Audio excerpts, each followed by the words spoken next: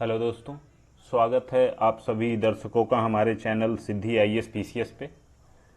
जैसा कि हमारा बीपीएससी 67th मेंस प्रिपरेशन का सीरीज चल रहा है और उसमें हम लोग इकोनॉमिक्स को लेके आगे चल रहे हैं। 2 टॉपिक हम लोग ऑलरेडी कर चुके हैं, पॉवर्टी और प्लानिंग प्रोसेस। नेक्स्ट उसी सीरीज में हमारे पास आज का टॉपिक है एलपीजी रिफॉर्म्स। उसके अलावा जो पिछले सेशन में क्वेश्चंस दिए गए थे उसका क्या मॉडल आंसर होना चाहिए, उसका क्या आउटलाइन होना चाहिए और उसके बाद फिर आगे क्या क्वेश्चन आपको आंसर करना है नेक्स्ट। तो हम लोग शुरू करते हैं अपना सेशन आज का, एलपीजी रिफॉर्म्स। तो एलपीजी रिफॉर्म्स क्या है? आपका लिबरलाइजेशन, प्राइवेटाइजेशन और ग्लोबलाइजेशन। जो आपका 1991 में ये रिफॉर्म इंट्रोड्यूस किया गया, उसके पहले का जो बैकग्राउंड है उसको हम लोग थोड़ा बहुत जान लेते हैं। तो अगर बैकग्राउंड में हम लोग जाते हैं तो एलपीजी रिफॉर्म जब 1991 में लिया गया था तो उसके पहले 80s का जो टाइम पीरियड था उसमें इंडियन इकोनॉमी काफी बुरे तरीके से मिसमैनेजमेंट से गुजरा था। बहुत सारे चैलेंज थे, अनएम्प्लॉयमेंट, पॉवर्टी, पॉपुलेशन दुनिया भर का बढ़ता चला जा रहा था। तो इसकी वजह से गवर्नमेंट ने ये कर लिया कि हमारा जो है खर्चा वो बढ़ाते चली गई और स्पेंडिंग जो था मोस्टली सोशल सेक्टर में था। और ये सोशल सेक्टर का स्पेंडिंग इमीडिएट टर्म में तो पैसा जनरेट करके देगा नहीं, उसका टाइम लगता है। इससे हुआ क्या कि जो फिस्कल डेफिसिट था जो सरकार की बजट का, वो बढ़ता चला गया। दूसरा चीज कि उतना ज्यादा एम्प्लॉयमेंट था नहीं, कॉर्पोरेट्स थे नहीं, तो उतना अच्छा टैक्स कलेक्शन भी कंट्री के पास था नहीं। तो पैसा आ नहीं रहा है, पैसा खर्च हो रहा है सोशल सेक्टर में। तो ये जो चल रहा था ये जनरली गवर्नमेंट बोरो करके चला रही थी काम, जहां से पैसा उधार लेके। लेकिन ये उधार लेना कब तक सस्टेनेबल होता, क्योंकि उधारी बढ़ते चली जा रही है, फिर उस पर इंटरेस्ट भी लग रहा है। इस वजह से काफी ज्यादा प्रॉब्लमेटिक सिचुएशन बनता जा रहा था, जो कि 1991 के आसपास में बर्स्ट हो गया ये सिचुएशन। इसके साथ साथ में कि बहुत सारे प्राइसेस, बहुत सारे गुड्स के प्राइसेस वो काफी तेजी से बढ़े थे। हमारा इंपोर्ट काफी बढ़ गया था क्योंकि उस समय पे ऑयल क्राइसिस वाला भी सिचुएशन बना था इंटरनेशनली। तो ऑयल क्राइसिस की वजह से हमारा क्या है कि तेल का इंपोर्ट का जो पैसा है वो, उसको तो फॉरेन एक्सचेंज डॉलर में ही खरीदना होता था। अब हमारा फॉरेन एक्सचेंज उसमें खत्म हो गया, तो ये जो है बैलेंस ऑफ पेमेंट का क्राइसिस क्रिएट कर दिया था। तो इस सिचुएशन को सॉल्व करने के लिए इंडिया पहुंचा वर्ल्ड बैंक और आईएमएफ। उन्होंने बोला ठीक है हम लोन तो एक्सटेंड करेंगे, लेकिन कुछ कंडीशन है वो आपको मानना पड़ेगा। जैसे कि शॉर्ट टर्म में कुछ कुछ करेक्शन के लिए बोला गया कि आप अपने कंट्री में इन्फ्लेशन रेट को कंट्रोल करें, उसके हिसाब से आपका repo rate, reverse repo rate आप ज्यादा करो कम करो, उसके हिसाब से किया गया ताकि इन्फ्लेशन कंट्रोल में आए। और जो गवर्नमेंट का एक्सपेंशनरी पॉलिसीज था कि अनलिमिटेड आप कुछ पे भी सोशल सेक्टर पे एक्सपेंड कर रहे हो, उस पर लगाम लगाई गई। इस कंडीशन के तौर पे बोला गया कि कॉन्ट्रैक्शनरी आपका बजटिंग रहेगा, आप बजट थोड़ा कॉन्ट्रैक्ट करेंगे, खर्च जो है कम करेंगे, पैसा बचाएंगे थोड़ा। और दूसरा क्या था कि लॉन्ग टर्म के लिए कुछ कुछ स्ट्रक्चरल मेजर्स वर्ल्ड बैंक और आईएमएफ के द्वारा इन्फोर्स किए गए। तो जो नया इकोनॉमिक पॉलिसी 1991 का था, इसके तहत में एलपीजी आया, liberalisation, privatisation and globalisation. Liberalisation के अंतर्गत में क्या किया गया कि बहुत सारे ऐसे रूल्स रेगुलेशंस थे जो कि बिजनेस के डेवलपमेंट में बाधा बन रहे थे, तो उन सारे चीजों को छोड़ा गया। Deregulation of industrial sector. Deregulation करने का मतलब क्या है कि पहले उसको रेगुलेट किया जा रहा था, एमआरटीपी एक्ट करके आता था, जिसके तहत में कोई भी अगर लेबर इंस्पेक्टर है या कुछ भी है तो वो एनी टाइम जाकर के विजिट कर सकता था। तो ये सारे चीजों को इस पे लगाम लगाया गया, इस पे बोला कि ऐसा नहीं है। उसके बाद फिर कंपटीशन कमीशन ऑफ इंडिया आगे बढ़ के बना, तो उसी चीज को, बहुत सारी चीजों को बदलाव लाया गया। तो इसके अलावा क्या है, डी लाइसेंसिंग, डीरेगुलेशन और डी लाइसेंसिंग इसी के अंतर्गत में आएगा। इसके पहले क्या है कि बहुत सारे प्रोडक्ट को बनाने के लिए आपको लाइसेंस लेना होता था गवर्नमेंट से, तभी आप उस प्रोडक्ट को बना सकते थे।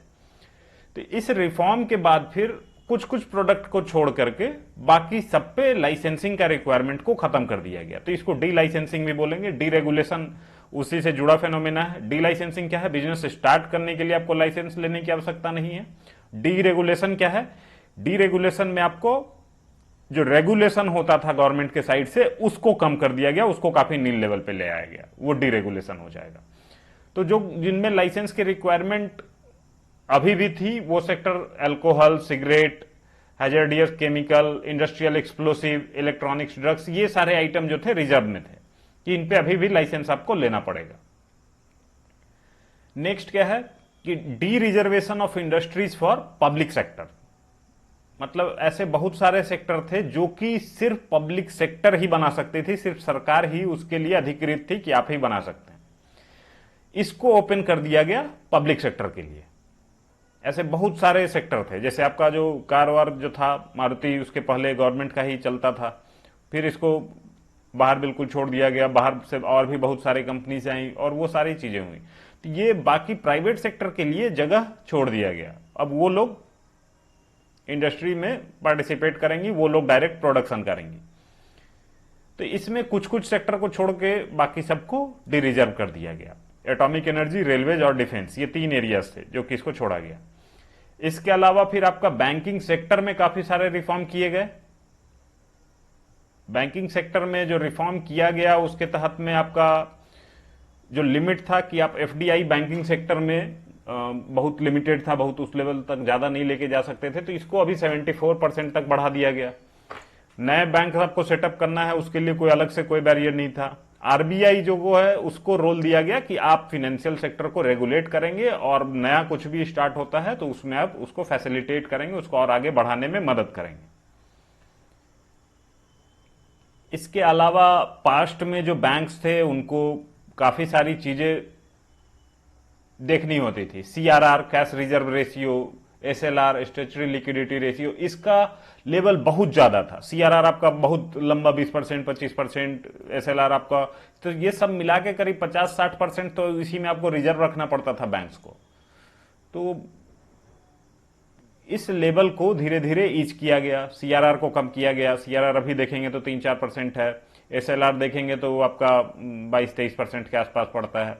तो अभी उसको 20-25 के आसपास लाया गया, जो कि 50-60% था उस समय पे। तो उनके पास बाकी जो कस्टमर आएगा उसको क्या लोन देंगे, जब खुद यही सब में पैसा रिजर्व करके वो रखे रहेंगे तो उनके लिए खुद बिजनेस करने के लिए पैसा ज्यादा बचता नहीं था पहले। तो उसी चीज को ईज किया गया इस रिफॉर्म के बाद। नेक्स्ट क्या है कि टैक्सेशन पॉलिसी में धीरे धीरे बदलाव लाया गया। धीरे धीरे कॉर्पोरेट टैक्सेस को कम किया गया ताकि और फॉरेन इन्वेस्टर आ सकें। फिर आपका इनडायरेक्ट टैक्सेस को भी रिफॉर्म करने का कोशिश किया गया। उसी के तहत में जो है धीरे धीरे चीजें आई थी, जिसके बाद फिर वैट आया था, वैल्यू एडेड टैक्स। उसके बाद फिर आपका जीएसटी अभी आ चुका है। तो इनडायरेक्ट टैक्सेस में भी काफी सारा बदलाव लाया गया। फिर फॉरेन एक्सचेंज रिफॉर्म। तो फॉरेन एक्सचेंज मार्केट में देखें तो इनिशियली जो है 1991 में पैसा को भारत में लाने के लिए डीवैल्यू किया गया था रूपी को, ताकि डॉलर हमारे पास ज्यादा आए।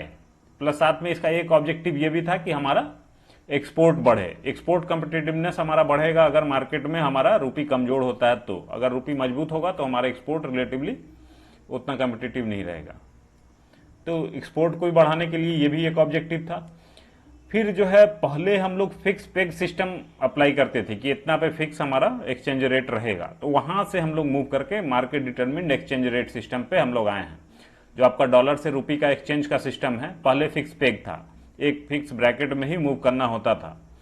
उसके बियॉन्ड उसको आर्टिफिशियली उस लेवल पे रखा जाता था, ये वाली बात थी। जैसा अभी वाली स्थिति नहीं है कि आज 80 रुपए है, कल 81 रुपए है, ये वाली स्थिति नहीं होती थी। नेक्स्ट आ जाते हैं आपका trade and investment policy reform. तो ट्रेड और इसके तहत में क्या है कि बाहर से जो भी पैसा आ रहा है उसके लिए काफी गेट खोल दिया गया कि आप आइए हमारे यहाँ पे इन्वेस्ट कीजिए, उसके लिए आपको लाइसेंस मिलेगा, कोई दिक्कत नहीं है। आपका ड्यूटी व्यूटी जो भी लगता था, जो टैक्स लगता था बाहर से पैसा, बाहर आपको पैसा यहाँ लाने में, यहाँ से पैसा बाहर ले जाने में, वो सारा कुछ हम लोग एबॉलिश करेंगे।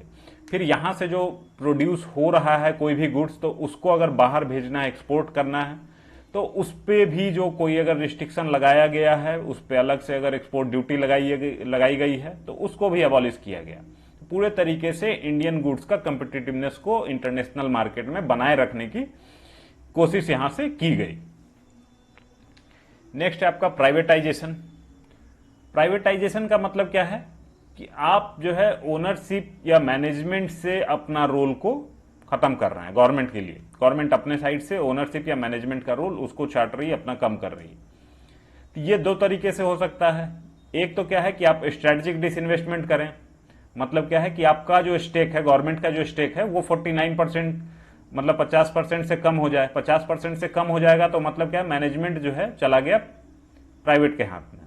भले आपका 49% स्टेक है लेकिन मैनेजमेंट उनके हाथ में चला गया। दूसरा तरीका भी आया है जिसमें कि सीधा जो है पब्लिक सेक्टर कंपनीज को डायरेक्टली बेचने की ही बात की जा रही है, मतलब फुल 100% ओनरशिप प्राइवेट कंपनी के हाथ में होगी। तो ये दो तरीके का प्राइवेटाइजेशन हो रहा है।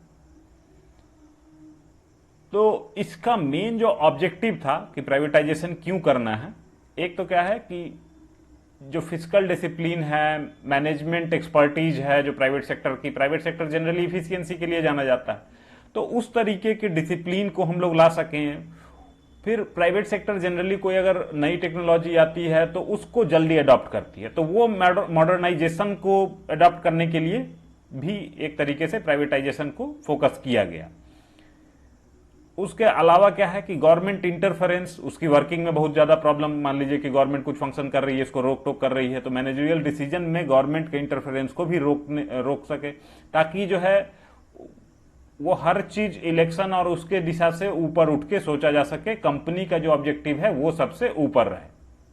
तो ये मकसद यहां पे प्राइवेटाइजेशन का गवर्नमेंट कर रहा है। नेक्स्ट है आपका ग्लोबलाइजेशन। ग्लोबलाइजेशन का क्या मतलब है कि हमारी जो डोमेस्टिक इकोनॉमी है इसको अंतरराष्ट्रीय इकोनॉमी के साथ में इंटीग्रेट कर दिया जाए, उसके साथ में जोड़ दिया जाए। इसके तहत में क्या होने लग गया कि बहुत सारा काम जो है आउटसोर्सिंग का हम लोग को मिलने लगा। आउटसोर्सिंग क्या होता है कि मान लीजिए कि हमको अगर कुछ काम करवाना है तो यहां का आदमी ना हायर करके मैंने ये काम आउटसोर्स कर दिया, दूसरे कंट्री में भेज दिया। ये बहुत सारा काम इंडिया को मिलने लगा।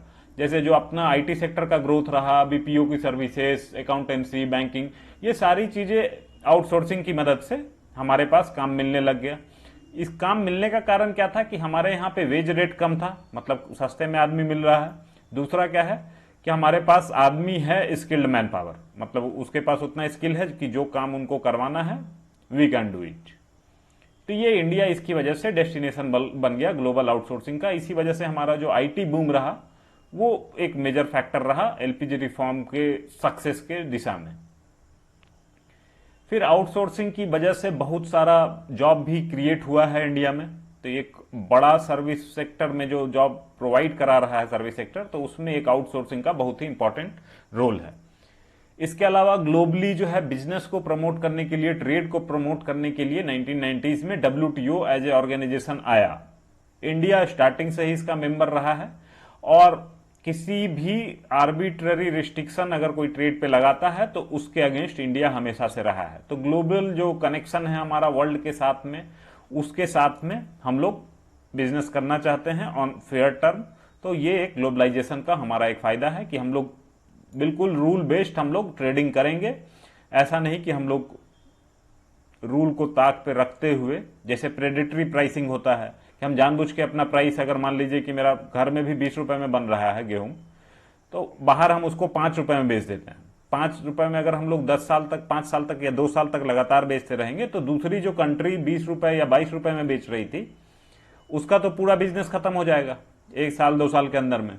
तो वो उसका बिजनेस खत्म हो गया। उसके बाद फिर मैंने अपना प्राइस बढ़ा के 26 रुपए 27 रुपए उसी गेहूं का मैं लेने लगा तीसरे साल से। तो ये प्रेडेटरी प्राइसिंग है कि मतलब आप उसका बिजनेस ही खा जाते हो, प्रेडेटरी प्राइसिंग। फिर दूसरा होता है डंपिंग वाला कि आपके यहाँ पे कोई प्रोडक्ट बहुत ज्यादा हो गया तो हम लोग जो है और उतना बेहतर प्रोडक्ट है नहीं तो हम दूसरे कंट्री में उसको सस्ते में बेच के हटा देते हैं। तो ये डंपिंग का हो जाता है। तो ये सारी चीजों का इंडिया विरोध करता है और इसी सबके मैनेजमेंट के लिए डब्ल्यूटीओ आया है और उसी को मैनेज करने के लिए बहुत सारे इंटरनेशनल ट्रेडिंग रूल्स हैं जिसके बेसिस पे ग्लोबल ट्रेड चलता है।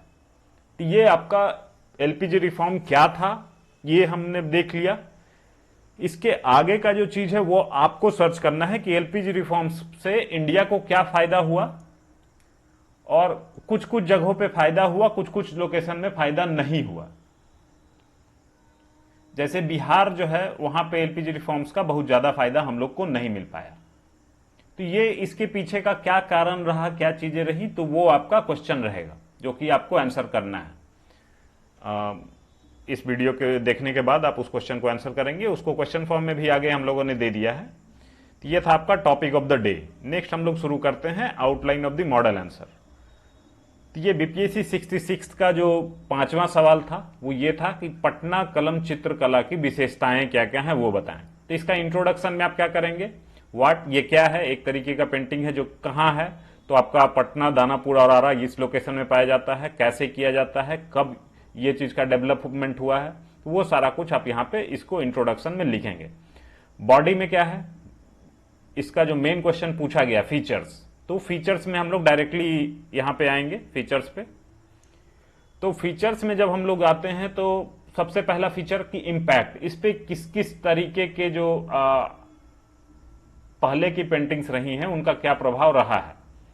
जैसे मुगल पेंटिंग है तो मुगल पेंटिंग का प्रभाव रहा है क्योंकि औरंगजेब ने ही जब पेंटिंग को अपने कोर्ट में उतने संरक्षण नहीं दिया तो वहां से सारे पेंटर उठ के इधर उधर आसपास के एरिया में चले गए, उसी से हमारा पटना कलम चित्रकला भी डेवलप हुआ है। तो इसमें मुगल पेंटिंग और जो कंपनी पेंटिंग थी दोनों का ही प्रभाव देखने को मिलता है। थीम क्या है, जनरली जो पेंटिंग होते थे तो उनका थीम आपका रॉयल कोर्ट्स, जो आपका राजा का दरबार है, उन सब का पेंटिंग जनरली होता था, लेकिन इसमें डेली लाइफ पिक्चर ये मेन थीम है। कोई सब मार्केट का पिक्चर, गोल घर का एक बढ़िया से बनाया हुआ है, फिर घोड़ा गाड़ी का एक पिक्चर अच्छा सा है, तो बहुत सारे डेली लाइफ के पिक्चर्स इसमें थीम के तौर पे दिखने को मिलते हैं।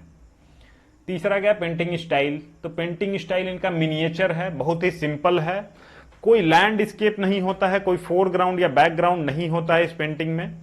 इसमें क्या है, जो नेटिव, जो अपना खुद का पेंटिंग स्टाइल है और जो फॉरेन एलिमेंट है पेंटिंग का, दोनों को ही एडॉप्ट किया गया है।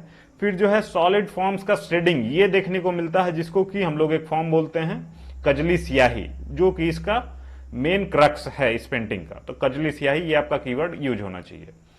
नेक्स्ट क्या है आपका पेंट और ब्रश। ये हम लोग देखते हैं कि पेंट्स जो है नेचुरल सोर्सेज से प्राप्त करते थे, जैसे आपका प्लांट से, पेड़ के छाल से, फूल से, मेटल्स या एलॉय जो आपका पत्थर मिनरल्स उससे मिल गया। ब्रश जो है उसमें एनिमल फर्स का यूज होता था, जैसे आपका गिलहरी की पूंछ का बहुत ज्यादा यूज होता था। ये हो गया पॉइंट। अगला फिर उसके बाद फिर आप इसमें फेमस पेंटर्स इसके कौन कौन है वो लिख सकते हैं। फेमस पेंटर में आपका सेवक राम, शिवलाल, हुलसलाल, अभी लास्ट कौन से हैं वो सारा कुछ आप इसमें लिख सकते हैं। फिर लास्ट में डिक्लाइन कैसे हुआ है, क्योंकि पैट्रनेज इनको लगातार जो है स्टेट की तरफ से नहीं मिल पाया है। तो ये आपका फीचर वाला पोर्शन कंप्लीट हो जाएगा। लास्ट में आप इसको कंक्लूड ये करेंगे कि बिहार स्टेट गवर्नमेंट के द्वारा स्टेट कैलेंडर का जो थीम था 2010 का, वो पटना कलम चित्रकला ही था। तो इस थीम की वजह से थोड़ा बहुत प्रमोट करने का कोशिश सरकार की तरफ से किया गया, लेकिन और भी प्रयास किए जाने चाहिए ताकि इस तरीके के आर्ट फॉर्म को प्रिजर्व किया जा सके। बिहार का कल्चर है, इसको आगे प्रमोट किया जा सके। ये आपका पहला क्वेश्चन है, इसमें यही आउटलाइन होगा इस क्वेश्चन का, इसी फॉर्म में आपको लिखना है। नेक्स्ट आ जाते हैं, ये आपका जो छठा क्वेश्चन था उसका है, छठा का ए में, कि गांधी जी का सत्याग्रह पे विचार। तो इसका आपका मॉडल आंसर क्या होगा कि आप सबसे पहले सत्याग्रह को डिफाइन करें। सत्याग्रह क्या होता है कि आप सत्य के साथ बिल्कुल स्ट्रांगली खड़े रहेंगे against any form of injustice, operation. कोई बाहर से अगर शोषण किया जा रहा है, कुछ आपके खिलाफ अन्याय हो रहा है, तो उसके खिलाफ आप खड़े होंगे और अहिंसा के साथ इस चीज को आगे बढ़ाना है। तो ये आपका सत्याग्रह है। अब गांधी जी सत्याग्रह के बारे में क्या क्या चीजें बोलते हैं कि पहला स्टेटमेंट है कि ये हर आदमी का जन्मसिद्ध अधिकार है। Satyagraha is an inherent birthright of a person. तो हर आदमी को अधिकार मिला हुआ है, चाहे तो कर सकता है, इसमें कोई भी रोक टोक नहीं है। दूसरा कि इसको कौन प्रैक्टिस कर सकता है, तो इसमें कहते हैं कि Satyagraha can be practised only by strong. अब इसका कारण देते हैं अगले स्टेटमेंट में कि सत्याग्रही जो है उसको सभी तरीके के जो सफरिंग है उसको, उसका दुख पीड़ा उठाने के लिए तैयार रहना चाहिए। चौथा क्या है कि इसको करने के लिए क्या है, कोई मतलब क्या सोर्स है सत्याग्रह के लिए। तो इसमें क्या सजेस्ट करते हैं कि ये किसी बाहरी आपको मदद की आवश्यकता नहीं है, उस पर ये निर्भर नहीं करता है। इसकी पूरी शक्ति जो है आती है आपके स्वयं के अंदर से, सत्याग्रह की पूरी शक्ति। पांचवा ये बोलते हैं कि आप सत्याग्रह करते हुए भी जो बुराई है उससे नफरत करें, जो बुरा कर रहा है उससे नफरत ना करें। Hate the evil not the evil doer. Lastly आप इसको कंक्लूड करेंगे कि गांधी जी का लेसन और उसका करेंट टाइम में क्या इंपॉर्टेंस है, सत्याग्रह का क्या प्रमुखता से प्रयोग किया जा सकता है अपनी बात को रखने के लिए, अपने हमेशा जो मोरल कॉन्साइंस है उसको अपहोल्ड रखने के लिए। तो दूसरा का ए हो गया। दूसरा का बी देखते हैं कि जयप्रकाश नारायण और क्विट इंडिया मूवमेंट। इंट्रोडक्शन में ऑब्वियस है, जैसा मैंने पहले भी बताया है कि कौन थे जेपी नारायण, क्या रोल इन्होंने प्ले किया पूरा all over the freedom struggle, जो 1930 से ये एंट्री इनकी हुई है फ्रीडम स्ट्रगल में, 1929 में इन हुए थे। उसके अलावा फिर बॉडी में आएंगे तो क्या क्या रोल इनका क्विट इंडिया मूवमेंट के दौरान प्ले किया गया। तो क्विट इंडिया दौरान के दौरान में जो बड़े बड़े लीडर थे उनको पहले ही अरेस्ट कर लिया गया था। तो उसमें जो लीडर थे जयप्रकाश नारायण, राम मनोहर लोहिया, अरुणा असफ अली, तो ये सब ही मेन रोल में आ गए थे। तो इनके अरेस्ट के बाद फिर जो लीडरशिप को कैसे प्रोवाइड कराना है, पूरा चार्ज इन्हीं लोगों ने लिया था। फिर जब देखा गया कि ये लोग भी काफी एक्टिवली जनता को परस्यू करने में सक्षम रह रहे हैं, तो इनको भी अरेस्ट किया गया, जिसके तहत में जयप्रकाश नारायण जी को भी अरेस्ट करके, और इनको अरेस्ट किया गया था डिफेंस ऑफ इंडिया रूल्स के तहत में, और भेजा गया था हजारीबाग सेंट्रल जेल में। फिर वो दिवाली के दिन नवंबर 2022 जेल से भाग गए और नेपाल में जाके उन्होंने आजाद दस्ता बनाया। आजाद दस्ता में वो ट्रेन कर रहे थे लोगों को कि कैसे हमको फ्रीडम स्ट्रगल के लिए आगे प्रयास करते रहना है। तो ये एक तरीके से वहां पे लोगों को तैयार कर रहे थे लड़ाई के लिए। इसका पूरा डिटेल्ड यहां पे दे सकते हैं, इसमें कुछ ये नहीं है। नेक्स्ट चौथा पॉइंट क्या है कि फिर से इनको सितंबर 1943 में अरेस्ट किया गया, फिर बाद में इनको छोड़ा गया अप्रैल 1946 में। वो भी तब छोड़ा गया जब गांधी जी ने मना कर दिया था कि जब तक जयप्रकाश नारायण लोहिया को छोड़ा नहीं जाएगा हम लोग आगे बातचीत नहीं करेंगे, तब इनको छोड़ा गया था। फाइनली इसको आप कंक्लूड करेंगे कि जयप्रकाश नारायण जी के द्वारा क्विट इंडिया मूवमेंट में बहुत ही इंपॉर्टेंट रोल प्ले किया गया, और इससे जो है इनकी हस्ती में बहुत ही बड़ा विकास हुआ, जो कि इनका आगे भी योगदान में देखने को मिला। जैसे भूदान मूवमेंट जो विनोबा भावे जी का था, और जो संपूर्ण क्रांति हुई 1970s के टाइम पे, टोटल रिवॉल्यूशन, उसमें तो बिल्कुल अहम लीडर के तौर पे सामने आए थे। तो फाइनली यही आपका कंक्लूजन होगा। दूसरा का सी देखते हैं। दूसरा का सी है क्वेश्चन आपका Subhash Chandra Bose and INA, Indian National Army. Introduction में आप क्या करेंगे कि आईएनए क्या है, कब बना और किन किन लोगों से बना। जो प्रिजनर ऑफ वार्स होते थे इंडिया के, उनसे पूरा कंस्टिट्यूट करके बना था। फिर इसका बॉडी में आप लेके आएंगे कि प्रोविजनल गवर्नमेंट जो कि सुभाष चंद्र बोस जी ने स्थापित की थी, इसी के तहत में उन्होंने इस गवर्नमेंट की एक अपनी आर्मी होगी जिसको कि नाम दिया गया आजाद हिंद। इसके अंदर में आपको थोड़ा एक्सप्लेन करना है। फिर बहुत सारे ब्रिगेड बनाए गए इस आर्मी के अंतर्गत में, जिनको कि गांधी के नाम के आगे बनाया गया, नेहरू के, मौलाना आजाद जी के, इवन बोस जी के नाम के आगे भी बनाया गया। एक पूरा एक कंप्लीट वुमेन ब्रिगेड भी बनाया गया रानी लक्ष्मीबाई के नाम पे। इन्होंने जो आईएनए थी, इन्होंने कैंपेन किया बर्मा में, इम्फाल में, कोहिमा में। तो ये सारा आपका जो टोटल आपका आईएनए का टाइम पीरियड रहा वो आपको डिस्कस करना है। कहाँ जन्म हुआ सुभाष चंद्र बोस का, ये क्या चीज हो, वो इस क्वेश्चन में बिल्कुल नहीं पूछा गया। उसको लिखना आप टाइम वेस्ट कर रहे हैं। फाइनली इसका कंक्लूजन में क्या डालेंगे कि आईएनए जब बिल्कुल इस स्टेज में आ गया था कि इन्होंने सरेंडर कर दिया था, जब एक्सिस पावर ने सरेंडर कर दिया था, जापान युद्ध में हार गया था सेकेंड वर्ल्ड वॉर में, तो इनके जो आर्मी पर्सनल थे जो यहाँ पे लाए गए थे, जिनका कि ट्रायल होना था, कोर्ट में सुनवाई होनी थी, तो इसके लिए देश भर से इनको सहयोग मिला। इवन कांग्रेस ने भी इनके लिए वकील वकील की सारी व्यवस्था की थी। इससे इस ट्रायल के दौरान में हमारे इंडिपेंडेंस की जो डिजायर है उसमें और भी ज्यादा विकास देखने को मिला। ये आपका ये क्वेश्चन है। इस क्वेश्चन में इतना ही बात है और कुछ ज्यादा नहीं है। नेक्स्ट आते हैं अगला क्वेश्चन।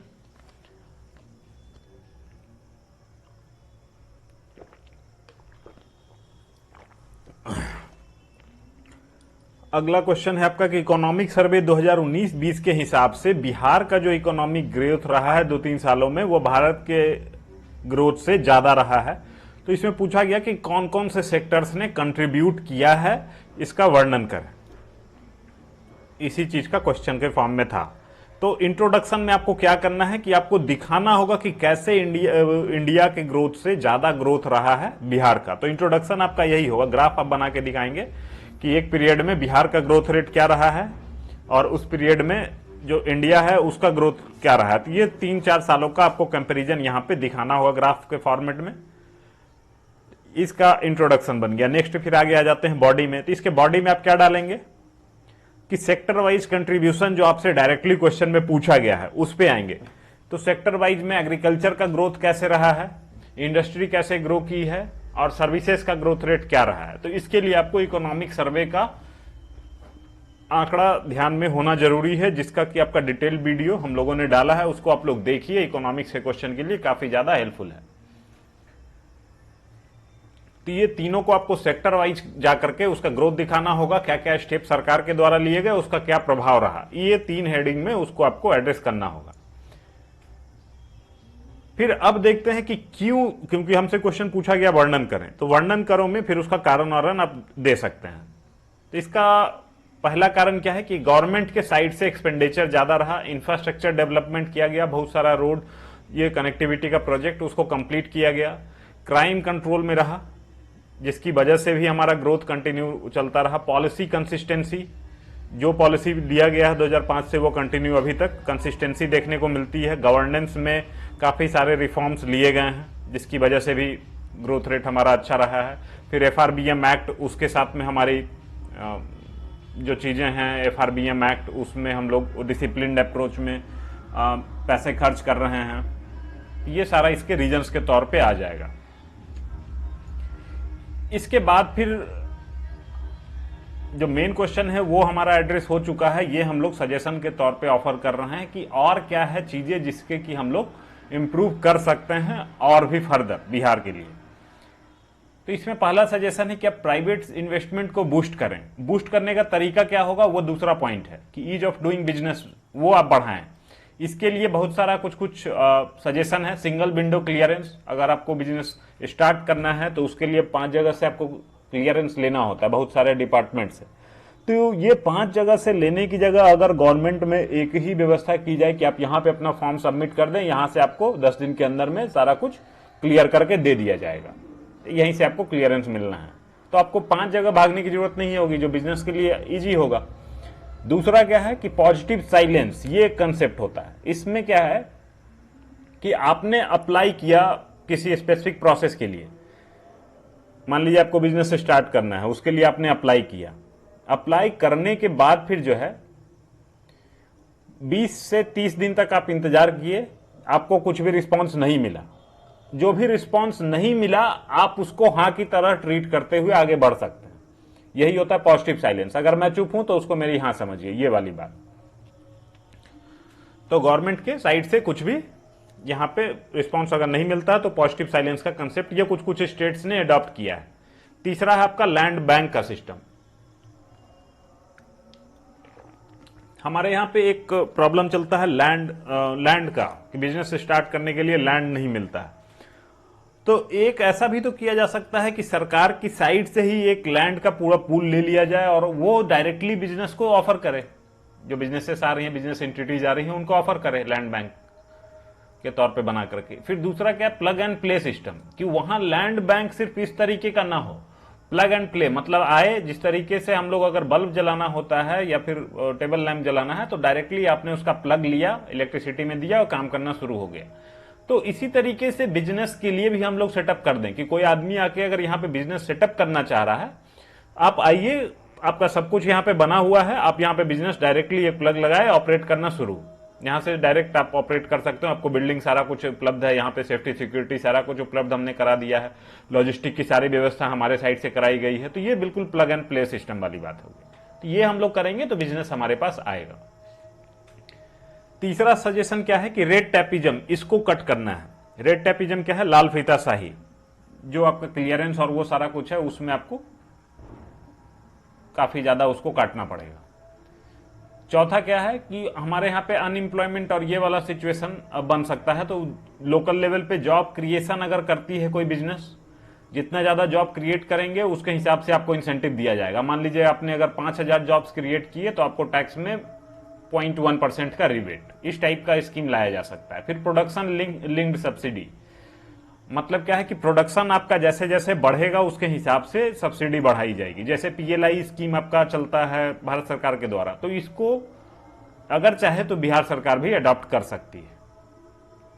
फिर एग्रीकल्चर सेक्टर में देखें कि हमारा उसको भी तो ग्रो कराना है, तो उसके लिए एक मेजर प्रॉब्लम रहता है कि हमारा खेत काफी छोटा छोटा है। तो कलेक्टिव फार्मिंग करें, मैकेनाइजेशन पे फोकस हो, एक्सटेंशन सर्विसेज बेहतर हो। एक्सटेंशन सर्विसेज क्या होता है कि जो भी सूचना हम लोगों को किसान तक पहुंचाना होता है, तो उस सूचना को पहुंचाने की जो सुविधा होती है उसको एक्सटेंशन सर्विसेज करते हैं। तो ये सूचना आपको मौसम विभाग से हो सकता है, आपका जो साइंटिस्ट लोग हैं, एग्रीकल्चर साइंटिस्ट लोग हैं, वो लोग अपनी जो सजेशन है वो दे सकते हैं। तो ये एक्सटेंशन सर्विसेज को बेहतर करने की आवश्यकता है। चौथा क्या है कि हमारा जो एग्रीकल्चर प्रोड्यूस है, जो हम लोगों ने उत्पादन किया है, उसकी मार्केटिंग को बिल्कुल डिजिटलाइज कर लें, बिल्कुल यहां से 100% फार्म टू फॉर्क इसको हम लोग डिजिटल रखें। नेक्स्ट क्या है कि ये तो हो गया हमारा इंडस्ट्री हो गया, एग्रीकल्चर हो गया। नेक्स्ट है आपका सर्विसेज सेक्टर में क्या और क्या ग्रो कर सकते हैं। तो हमारा टूरिज्म और हॉस्पिटैलिटी का जो सेक्टर है उसमें काफी सारा इन्वेस्टमेंट का अभी भी अपॉर्चुनिटीज हैं। तो जैसे जो हम लोग को हर जिले में कुछ कुछ ऐसा टूरिज्म का पोटेंशियल है जो कि हम लोग आइडेंटिफाई कर सकते हैं, वहां पे बेहतर कनेक्टिविटी दें, वहां पे बेहतर रहने की व्यवस्था दें, वहां पे सेफ्टी सिक्योरिटी सब कुछ इंश्योर करें, और रिक्रिएशनल जो फैसिलिटीज है उसके आसपास में हम लोग प्रोवाइड और करा दें। मान लीजिए कि कोई एक एवेन्यू है तो उसके साथ में 2-4 चीज और स्टार्ट कर दें, जैसे लाइट शो, ये सारा कुछ अगर स्टार्ट करेंगे तो कोई एक चीज देखने कोई नहीं जाता है, 3-4 चीजें रहेंगी तो काफी लोग उसमें जाएंगे फिर देखने। तो उस सेक्टर में इन्वेस्ट किया जा सकता है। तो इस इन्वेस्टमेंट को आइदर गवर्नमेंट करे या फिर प्राइवेट सेक्टर को रोप इन किया जाए। नेक्स्ट पॉइंट क्या है कि लॉजिस्टिक फैसिलिटी उसको हम लोग बेहतर करें, जो सामान को लाने ले जाने की व्यवस्था है। तो ये आपका एरियाज टू इंप्रूव हो गया। लास्टली आप इसको कंक्लूड ऐसे करेंगे कि बिहार के पास बहुत ही ह्यूज पोटेंशियल है कि डबल डिजिट पे ग्रो कर सकता है ये स्टेट। अब इसमें वेरियस फैक्टर्स हैं जो कि हम लोग लेके चल सकते हैं। हमारा जमीन उपजाऊ है, पानी की उपलब्धता है, हमारे पास डेमोग्राफिक डिविडेंड है, हमारा खुद का बहुत बड़ा मार्केट है, बहुत बड़ा सा ह्यूज मार्केट है, ठीक है। तो ये सारा पॉइंट्स है। इसमें जो एरियाज टू इंप्रूव वाला पॉइंट है इसको आप स्किप भी कर सकते हैं, इस आंसर में बहुत ज्यादा इसको मांगा नहीं गया है, लेकिन मैंने इसको इस वजह से बता दिया है क्योंकि इसमें बहुत सारे ऐसे ऐसे सॉल्यूशंस हैं जो कि आप बहुत सारे आंसर्स में यूज कर सकते हैं कि कैसे बिजनेस को लाना है, कैसे क्या करना है, तो वो सारे आंसर्स में इन चीज को यूज कर सकते हैं। तो ये एक्चुअली इस क्वेश्चन का एग्जैक्ट आंसर नहीं है, लेकिन फॉर लर्निंग पर्पस के लिए बहुत ज्यादा जरूरी है, इस वजह से मैंने इसको ऐड किया है। आगे आते हैं हम लोग कि अगला क्वेश्चन था कि बिहार में आर्थिक और सामाजिक विकास में बहुत ज्यादा विषमताएं हैं, इसके कारण बताएं, ये क्वेश्चन है। उसके बाद फिर सरकार के द्वारा जो स्टेप लिया गया है उसका आप आलोचनात्मक समीक्षा करें या आलोचनात्मक मूल्यांकन करें। तो ये आपका क्वेश्चन था। तो इसमें बहुत सारे जो आंसर्स लिखे गए हैं उस आंसर में बिहार का कंपैरिजन कर दिया गया है नेशनल लेवल या उस लेवल पे, जबकि क्वेश्चन में पूछा गया बिहार में व्याप्त जो विषमताएं हैं उसके लिए, बिहार के अंदर में, तो आपको बिहार को ही अंदर अंदर कंपेयर करना है, बिहार के डिफरेंट डिस्ट्रिक्ट्स को, ये आपसे पूछा जा रहा है कंपैरिजन में। तो इसका इंट्रोडक्शन जो आप देंगे, तो इंट्रोडक्शन में आप इसी तरीके से दिखाएंगे कि कैसे डिफरेंट डिफरेंट जो डिस्ट्रिक्ट्स हैं बिहार के, उनके पर कैपिटा इनकम में अंतर है। जैसे आपका पटना है तो पटना का आपका 1,31,000 आपका पर कैपिटा इनकम जहां तक है, वहीं आपको दूसरा नंबर पे जो आता है सीधा उसका 49,000 है, सबसे लास्ट वाला जो है उसका 20,000 रुपए है पर कैपिटा इनकम। तो ये बहुत बड़ा डिस्पैरिटी दिखाता है। तो ये आपका इकोनॉमिक हो गया। दूसरा आपका सोशल में देखेंगे तो सोशल का एक बड़ा इंडिकेटर लिटरेसी में आता है। लिटरेसी में हम लोग देखते हैं कि पटना उटना का अच्छा है लिटरेसी, हाईएस्ट रोहतास का है। फिर आपका किशनगंज और ये सारे जो एरियाज हैं वहां पे बहुत ही खराब है लिटरेसी, पूर्णिया, अररिया, ये सारे एरियाज में काफी लिटरेसी खराब है। तो ये एक फैक्टर है जो कि दिखाता है कि काफी ज्यादा विषमता है। अभी हम लोगों ने ये दिखाया कि विषमता है, ये इंट्रोडक्शन में आपको यही दिखाना है। नेक्स्ट पार्ट आप इसका बॉडी होगा, जिसमें जो एक्चुअल क्वेश्चन है कि क्या कारण है इन विषमता के, उस पर बात करना है। तो इसमें सबसे पहला क्या है,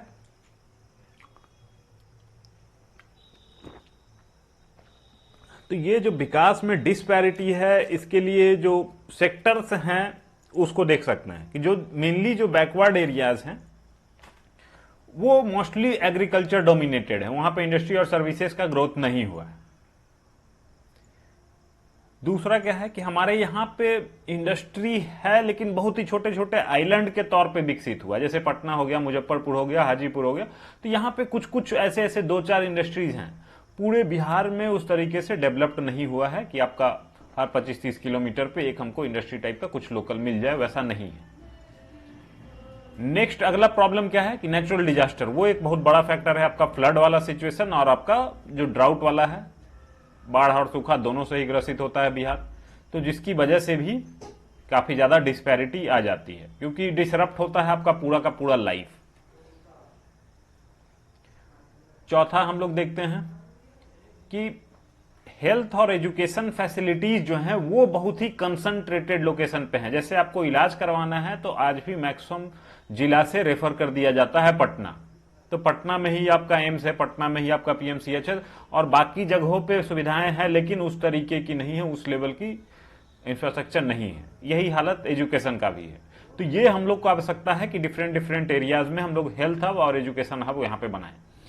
नेक्स्ट रीजन हम लोग देखना है क्या है कि अर्बनाइजेशन का परसेंटेज वो भी उतना ही स्क्यूड है। जैसे पटना जो जिला है उसमें 40% लगभग अर्बनाइजेशन है, वही अगर बिहार का एवरेज देखें तो वो 15% के आसपास लेवल ऑफ अर्बनाइजेशन बिहार में है। तो अर्बनाइजेशन ना होने की वजह से भी काफी सारी डिस्पैरिटी होती है, वो सुख सुविधाएं जो हेल्थ है, फैसिलिटीज हैं, एजुकेशन है, वो उस लेवल तक नहीं मिल पाता है। नेक्स्ट क्या है, लेवल ऑफ लिटरेसी डिफरेंस। साक्षरता ना होना भी एक बड़ा फैक्टर है डिस्पैरिटी के लिए। डिफरेंट डिफरेंट जिला को आप यहाँ पे साक्षरता के लेवल पे कंपेयर करके दिखाएंगे और उसी लेवल पे उसका आपको जो इनकम लेवल है उसके साथ में आप कंपैरिजन करके दिखा सकते हैं कि साक्षरता यहाँ की इतनी है, यहाँ का पर कैपिटा इनकम ये, तो इस हिसाब से उसको दिखाया जा सकता है, डायरेक्ट रिलेशन दिखेगा उसमें। ठीक है, तो ये आपका रीजन्स आपने बता दिया। फिर अगला पार्ट इस क्वेश्चन में पूछा गया कि क्या क्या स्टेप सरकार के द्वारा लिए गए हैं, उनका आप आलोचनात्मक मूल्यांकन करें। तो क्या क्या स्टेप्स लिए गए हैं, उसमें 50-100 चीजें हैं, आप जितना चाहे मेंशन कर सकते हैं, कोई दिक्कत नहीं है। मेनली क्या है, कनेक्टिविटी को बूस्ट करने पे फोकस किया गया, इंफ्रास्ट्रक्चर डेवलपमेंट। फिर जो लाइफ है, जो डिस्पैरिटी है, उसको दूर करने के लिए 7 निश्चय 1 एवं 2, उसके अंतर में क्या क्या चीजें हैं वो आपको ब्रीफ में लिख सकते हैं। बिहार में इंडस्ट्री लाने के लिए Bihar industrial policy, startup promote करने के लिए स्टार्टअप पॉलिसी लाया गया। इसके अलावा और भी बहुत सारे स्कीम्स लाए गए हैं गवर्नमेंट के द्वारा। आप यहाँ पे स्टेप जो लिए गए हैं वो दे सकते हैं। फिर इसका क्रिटिकल असेसमेंट देंगे कि क्या इनमें आलोचना के तौर पे क्या है। आलोचना के तौर पे सबसे पहला जो पॉइंट ये है कि ये विषमता जो दूर करने का प्रयास अभी तक किया गया है, ये सारा का सारा गवर्नमेंट के साइड से किया गया है। प्राइवेट इन्वेस्टमेंट थोड़ा सा भी यहां पे ज्यादा इस एरिया में रहा नहीं है। तो प्राइवेट सेक्टर को जब तक हम लोग बिजनेस के लिए अट्रैक्ट नहीं करेंगे, उस हिसाब का जॉब क्रिएट हो, उस हिसाब का सारा कुछ क्रिएट हो, तो वो फिर नहीं हो पाएगा। तो वो अभी तक हुआ नहीं है प्राइवेट इन्वेस्टमेंट। दूसरा क्या है कि नेचुरल डिजास्टर, बाढ़ और सूखा, इसके लिए एडेप्टेशन एंड मिटिगेशन मेजर्स जो है उसको लिया जा सकता है। अभी तक इसको अडॉप्ट नहीं किया गया है, और जो भी मेजर्स लिया जाता है वो एडहॉक इन नेचर है। मतलब थोड़ा सा सूखा आया तो आपने डीजल सब्सिडी दे दी, तो ये तो क्षणिक इलाज वाली हो गई। लॉन्ग टर्म में अगर ये प्रॉब्लम सस्टेन करता है तो उसके लिए आप कैसे लड़ने के लिए तैयार करेंगे, वो चीज की व्यवस्था नहीं की गई। तीसरा क्या है कि जो डेवलपमेंट का सब सेंटर है उसको डेवलप करने की कोशिश नहीं की गई है। जो एरिया डेवलप है वहीं पे ज्यादा चीजें जाती जा रही हैं। अगला क्या है कि बहुत सारे हमारे खुद के पोटेंशियल एरियाज हैं जिसको हम लोग अभी तक फोकस नहीं कर पाए हैं। जैसे आपका मखाना की फार्मिंग है, उसका मार्केटिंग, उसका सब कुछ पे अगर हम लोग अगर देखते हैं तो ये काफी ज्यादा फायदेमंद हो सकता है। दूसरा क्या है, लोकल लेवल पे आपका मधुबनी पेंटिंग है, पटना कलम चित्रकला है। तो इस तरीके का अगर पेंटिंग और इसको अगर हम लोग प्रमोट करते हैं, इसको और हम लोग कॉमर्शियल फॉर्म में यूज करते हैं, उसको कपड़े पे प्रिंट देते हैं, उसको फैब्रिक पे डाल करके डिफरेंट डिफरेंट गारमेंट, नया नया डिजाइन, नया नया स्टाइल उसमें लेके आते हैं। सुजनी ग्रास वर्क है, उसको हम लोग प्रमोट करते हैं डिफरेंट आर्ट फेस्टिवल में। तो ये सारा चीज है जो कि हम लोग यूज कर सकते हैं। अभी तक इस पे ज्यादा फोकस किया नहीं गया है। जनरली जिस फॉर्म में है वैसे ही चल रहा है। जो भी नाम कमाया है वो अपने प्रोडक्ट ने किया है। गवर्नमेंट या फिर प्राइवेट सेक्टर के द्वारा उसको अनटैप करने के लिए बहुत ज्यादा कोशिश नहीं किया गया है। अब इसको ठीक कैसे कर सकते हैं? तो ठीक करने के लिए एस्पिरेशनल ब्लॉक स्कीम हम लोग चलाएं। जैसे कि सेंटर के द्वारा एस्पिरेशनल डिस्ट्रिक्ट प्रोग्राम चलाया गया है। एस्पिरेशनल डिस्ट्रिक्ट प्रोग्राम वैसे डिस्ट्रिक्ट्स को सेलेक्ट करके चलाया गया है जो कि बाकी डिस्ट्रिक्ट के मुकाबले पिछड़े हैं। तो हम लोग भी अगर ब्लॉक वाइज वैसा ले लें कि खुद के डिस्ट्रिक्ट के अंदर में कौन सा ब्लॉक ज्यादा पीछे है, उस पर हम लोग फोकस करते हुए उसका एस्पिरेशनल ब्लॉक स्कीम चलाएं, तो ये एक फायदेमंद हो सकता है।